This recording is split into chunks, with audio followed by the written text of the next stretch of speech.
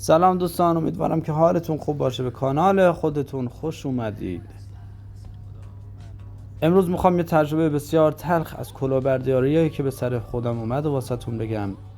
در داستانهای بعدی کلاهبرداری‌های دیگر رو واسهتون بگم.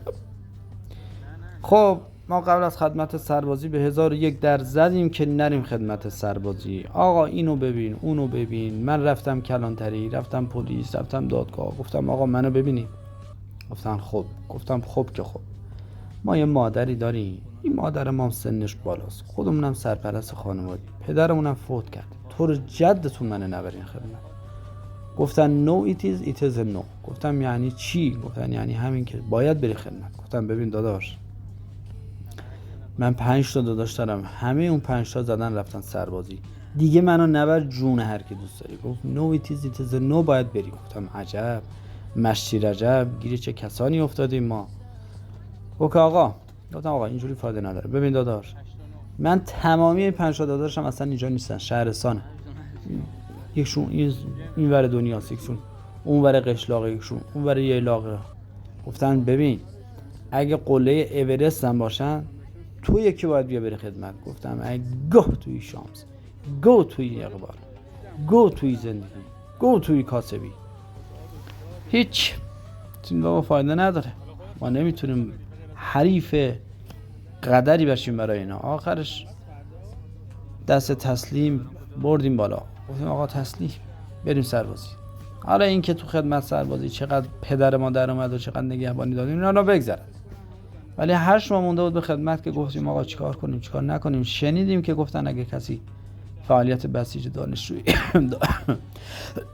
دانش آموزی داشته باشه در دوران دبیرستان و اینا میتونه که بره چی بگیره، کسی اقساط بگیره، چی میگم، کسی سربازی بگیره. ما هم یک نمکی یه زمانی اون زمانا میافتادیم دنبالی بسیج دانشجویی، بسیج دانش آموزی اینا، به خاطر تیراندازیشون اینو یاد بگیریم. بعد نبود میرفتیم این کلاسا وقت تلف کنیم. آقا یادمون اومد و افتادیم گرفتیم این ور برو اون ور، یه پرونده قتولی برای خودمون درست کردیم و زدیم رفتیم سپاه ناحیه منطقه که مربوط به این چیزا بود. رفتیم مدارک‌ها رو دادیم این ور اون ور، رفت تا که رسید به یکی از دست قوم خویشای ما که بخوره تو سرش. گفت پرونده منو نگاه کرد به من، نگاه کرد به پرونده‌ام، نگاه کرد به کفشای، نگاه کرد به سقف، یک چاپ یکی راست. گفت که ببین. گفتم بله. گفت که آقا برو دیگه، شما من پرونده تو دارم دستم و حواسم هست و شما برو خیالت تخت دیگه. ما هم ارواح شکم مثلا فامیل بود دیگه، من چه میدونستم این چی تو فکر شیطانیش داره پدست و بی وجدان. آقا ما اومدیم و رفتیم، یک ماه از این جریان گذاشتیم، خبری نشد. 2 ماه شد نشد، 3 ماه شد نشد، 4 5 دیدیم نه بابا شوخی میکنم. بعد از یه ماه زنگ زدم گفتم آقا پس چی شد که نشد؟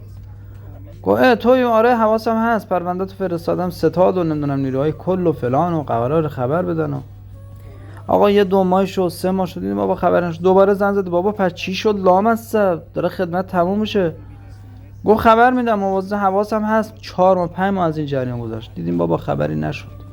این بی وجدان پوفیوس معلومه چه غلطی کرده بود، نمیشد عمدن اذیت میکرد، چون من میشناختمش. این حسادتی با داداشم داشت، عقده‌شو نامرد سر من پیاده کرد. آقا که شما باشی آقا این جریان گذشت و تموم شد خدمت سربازی ما. خدمتمون تموم شد و کارتو گرفتیم و 1 ماه از خدمت گذشت. دیدیم که یه بار هم خدمتیمون به ما زنگ زد فلانی. بله آقا میدونی چی شده؟ گفتم نه. گفت منم نمیدونم چی شده. گفتم هر. گفت که آقا من امروز رفته بودم ستاد فرماندهی، یه نامه دیدم از برای تو اومده. گفتم خب. گفت خب که خب. گفتم آقا نامه نگاه کردم دیدم 4 ماه و نیم برای کس خدمت اومده. گفتم ای گو توی شانس، گو توی اقبال، گو توی زندگی، گو توی کاسبی که من دارم میکنم. آخه چرا؟ خوبه من برگردم برم بگم که آقا من کسی خدمت دارم، 4 ماه زودتر خدمت منو بدید، کارت پایین خدمت منم. هیچی دیگه. این که حالا این یه چی، حالا یه چیز دیگه بهتون بگم عزیزان. 2 ماه 3 ماه تقریبا از خدمت ما گذشته بود. یه بار دیدیم تلویزیون اعلام کرد که آقا قانون معافیت جدید چیه؟ هر کس 2 تا داداشاش رفته باشن خدمت، داداش سومی معاف ای گه توی شانس، گه توی اقبال، گه توی. گفتم ای لعنت بهتون، من قبل از خدمت گفتم 5 تا داداشم رفتم خدمت، ما معافمون نکردین. حالا یارو 2 تا داشته باشه رفته باشه خدمت معافه. حالا اینجوریاست، حالا با خانینه، حالا فلانه، یه چی دیگه گذشت. گفتم بی شرف های بی همه چیز. آقا این سوختم دوستانا، خیلی سوختم، خیلی سوختم. بعد سربازی هم واقعا، سربازی من واقعا سخت بود. واقعا تو هر هوای گرم اهواز من میرفتم آتیش خاموش میکردم. داستانش خیلی طولانیه. این گذشت. آقا این کتاب ما گفتیم چیکار کنیم چیکار نکنیم، بزنیم بریم دانشگاه. ما قبل از اینکه برم سربازی گفتیم که آقا بریم دانشگاه. اومدیم نشستیم یه 7-8 ماه درس خوندیم. مهندسی هوافضا من خیلی علاقه داشتم، زد و قبول شدم. این 2 تا مرحله داشت دانشگاهش، مصاحبه داشت. مرحله دوم رفتیم برای مصاحبه، دیدیم که آقا این سالن انتظار فیت تا فیت پر آدم و اینا اومده بودن برای مصاحبه.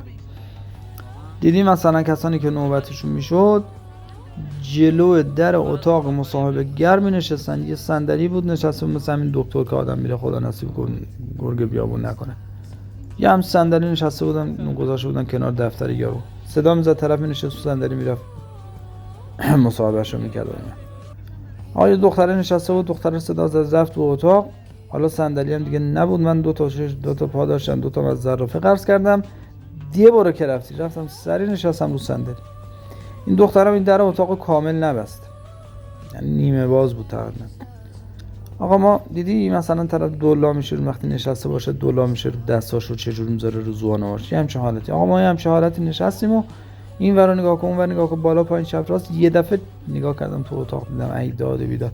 شما فکر می‌کنی من چی دیدم؟ یه گربه پشمالو دیدم. آقا یه دفعه دیدم این مهندس فلان فلان شده، یه نگاه کرد به ما و همجوری به حالت دارم واسه یه همچین حالتی به من شروع کرد ابرو انداختن. گفتم ای فلان فلان شده. خب مگه چیه؟ نگاه کردم مگه چیه؟ خب فلان فلان شده. آقا اومدیم و گفتیم چیکار کنیم چیکار نکنیم. از شانس ما بعد از این دختر نوبت من بود. آقای فلان بره تو. گفتم ای گه توی شانس، گه توی اقبال، گه توی زندگی. آقا بلند شدیم رفتیم. نکرد مثلا 4-5 نفر بعد از این دختر باشم، مثلا 4-5 نفر بعد از این نوبتم باشه که منو نشناسه یا کمتر بشناسه. همین رفتیم و این نوبت ما شد. آقا نوبت ما شد و دیگه رفتیم تو، شروع کردیم صحبت کردن و اینا. 5 دقیقه بیشتر با ما صحبت نکرد. بچه کجایی فلان جو. خب خیلی دوری که به اصفهان. گفتم بابا چه فرق میکنه، ما علاقه داریم، یارو از آمریکا میاد ایرانی‌ها رو هم داره میبره اونجا براش کار کنه. حالا ما اینجا یه شهر هستن. نه خیلی دوری. خوابگاه کجا میخوای بخوای؟ خوابگاه خب مگه نگفتید خوابگاه میدیم؟ حالا ای بابا تو هم میخوای بیا اینجا خوابگاه بگیر. خب باشه آقا خبر بدید. ای پدر سوخته بی همه چیز. آقا گذشت، هنوز که هنوز قرار خبر بدن. تا اینکه آقا ما زدیم رفتیم خدمت و اینا. بعد از خدمت سربازی که اومدم چی شد؟ بعد از خدمت سربازی که دوباره اومدیم دانشگاه امتحان دادیم دیگه، برای انتخاب رشته، برای انتخاب شهر دیگه من چند جا داشتم میتونستم بزنم. یکی اصفهان که خراب شده چیز شد، دانشگاهش جمع شد به خاطر اون بی همه چیز، به خاطر گنده کاریاش که میکن. این از اصفهان. یه دونه تهران داشت، یه دونه مشهد، یه دونه بندرعباس، یه دونه کرمان. آقا ما زدیم کرمان ما زدیم، گفتیم تهران که قبول نمیکنن، دوباره هم داستان مصاحبه و اینا میشه. اصفهان هم چی اسمش، مشهد و بندرعباس هم که دو مسیر رو بزنیم کرمان. آقا ما زدیم کرمان. اگه به خاطر مردمون کرمان نبود من روز اول فرار میکردم. روز اول که رفتم ثبت نام کنم، از اتوبوس که اومدم پایین دیدیم مثلا این تاکسی ها میان دور پره اتوبوس وقت مسافر. آقا کجا میخوای بریم؟ ما یه نفر رو پیدا کردیم، گفتم آقا میخوام برم فلان دانشگاه. گفت بچه کجایی؟ گفتم آره بچه فلان جا. گفت خب بیا. آقا ما رو سوار ماشینش کرد، بردمون دانشگاه.